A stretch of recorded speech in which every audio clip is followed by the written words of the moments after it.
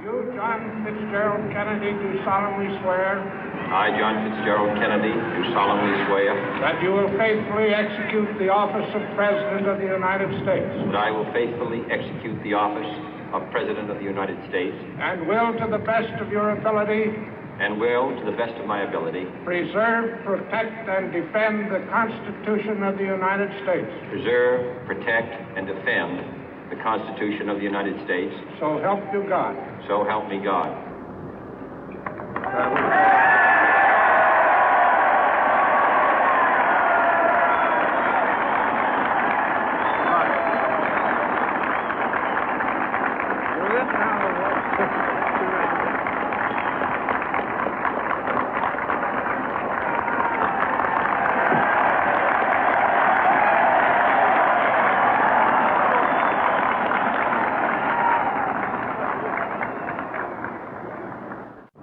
Vice President Johnson, Mr. Speaker, Mr. Chief Justice, President Eisenhower, Vice President Nixon, President Truman, Reverend clergy, fellow citizens. We observe today not a victory of party, but a celebration of freedom, symbolizing an end as well as a beginning, signifying renewal as well as change. For I have sworn before you and Almighty God the same solemn oath our forebears prescribed nearly a century and 3/4 ago. The world is very different now, for man holds in his mortal hands the power to abolish all forms of human poverty and all forms of human life. And yet the same revolutionary beliefs for which our forebears fought are still at issue around the globe. The belief that the rights of man come not from the generosity of the state, but from the hand of God. We dare not forget today that we are the heirs of that first revolution. Let the word go forth from this time and place to friend and foe alike that the torch has been passed to a new generation of Americans born in this century, tempered by war, disciplined by a hard and bitter peace, proud of our ancient heritage, and unwilling to witness or permit the slow undoing of those human rights to which this nation has always been committed and to which we are committed today at home and around the world.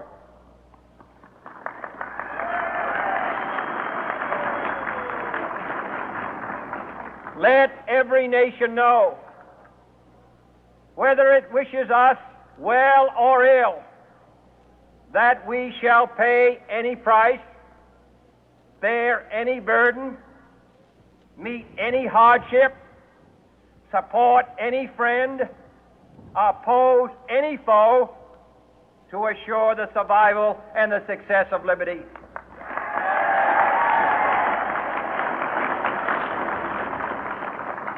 This much we pledge and more.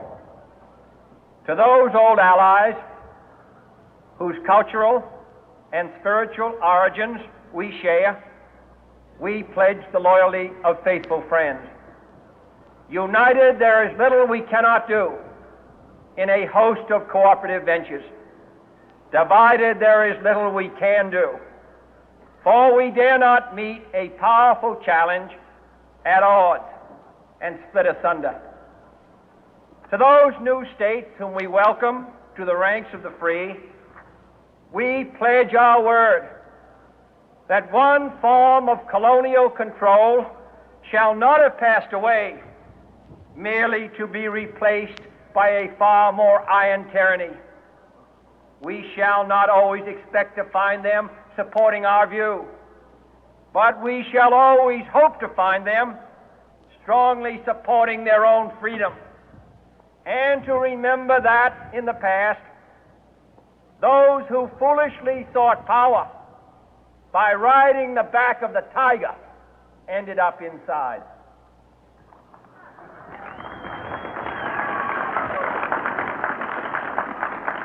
To those people in the huts and villages of half the globe struggling to break the bonds of mass misery, we pledge our best efforts to help them help themselves for whatever period is required, not because the communists may be doing it, not because we seek their votes, but because it is right. If a free society cannot help the many who are poor, it cannot save the few who are rich.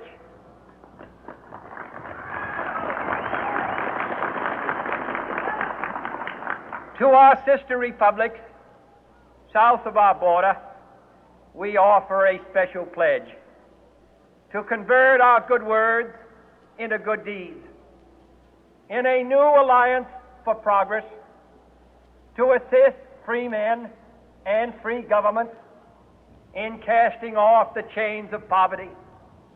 But this peaceful revolution of hope cannot become the prey of hostile powers. Let all our neighbors know that we shall join with them to oppose aggression or subversion anywhere in the Americas. And let every other power know that this hemisphere intends to remain the master of its own house.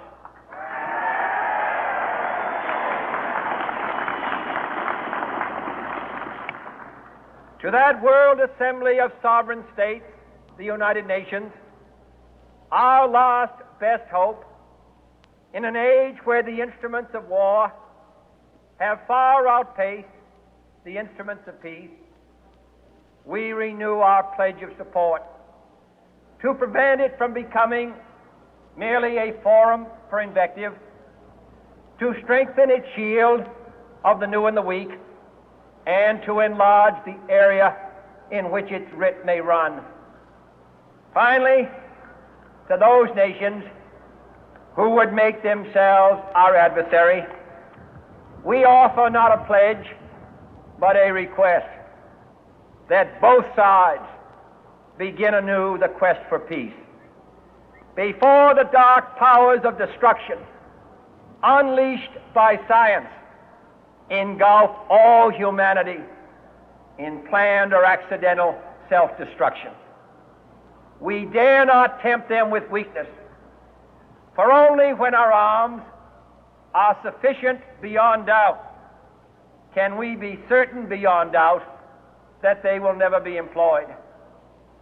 But neither can two great and powerful groups of nations take comfort from our present course, both sides overburdened by the cost of modern weapons, both rightly alarmed by the steady spread of the deadly atom, yet both racing to alter that uncertain balance of terror that stays the hand of mankind's final war. So let us begin anew, remembering on both sides that civility is not a sign of weakness, and sincerity is always subject to proof.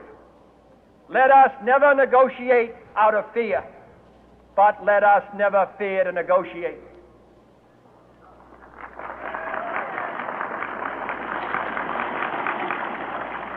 Let both sides explore what problems unite us, instead of belaboring those problems which divide us. Let both sides, for the first time, formulate serious and precise proposals for the inspection and control of arms, and bring the absolute power to destroy other nations under the absolute control of all nations.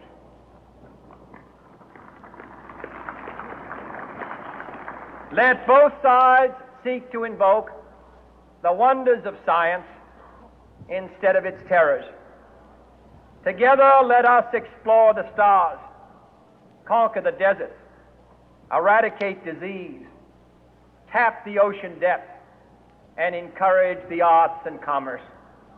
Let both sides unite to heed in all corners of the earth the command of Isaiah to undo the heavy burden and let the oppressed go free. And if a beachhead of cooperation may push back the jungle of suspicion, let both sides join in creating a new endeavor, not a new balance of power, but a new world of law, where the strong are just and the weak secure and the peace preserved.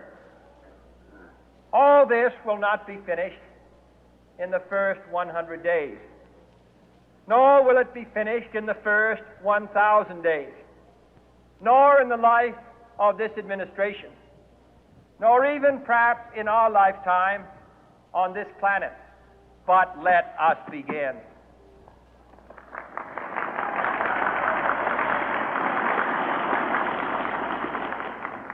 In your hands, my fellow citizens, more than mine, will rest the final success or failure of our course. Since this country was founded, each generation of Americans has been summoned to give testimony to its national loyalty.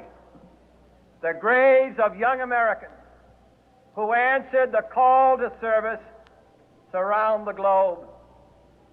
Now the trumpet summons us again, not as a call to bear arms, though arms we need, not as a call to battle, though in battle we are, but a call to bear the burden of a long twilight struggle, year in and year out, rejoicing in hope, patient in tribulation, a struggle against the common enemies of man, tyranny, poverty, disease, and war itself. Can we forge against these enemies a grand and global alliance, north and south, east and west, that can assure a more fruitful life for all mankind? Will you join in that historic effort?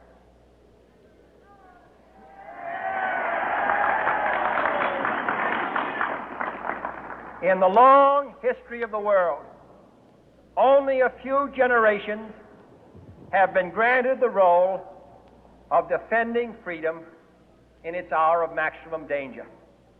I do not shrink from this responsibility. I welcome it.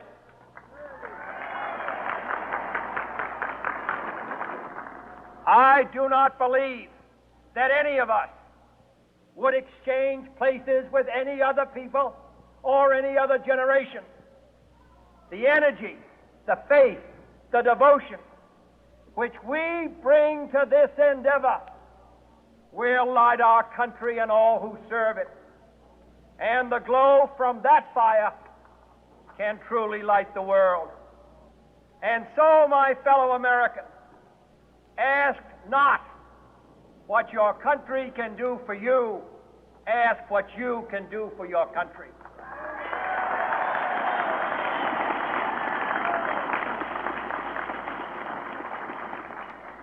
My fellow citizens of the world, ask not what America will do for you, but what together we can do for the freedom of man.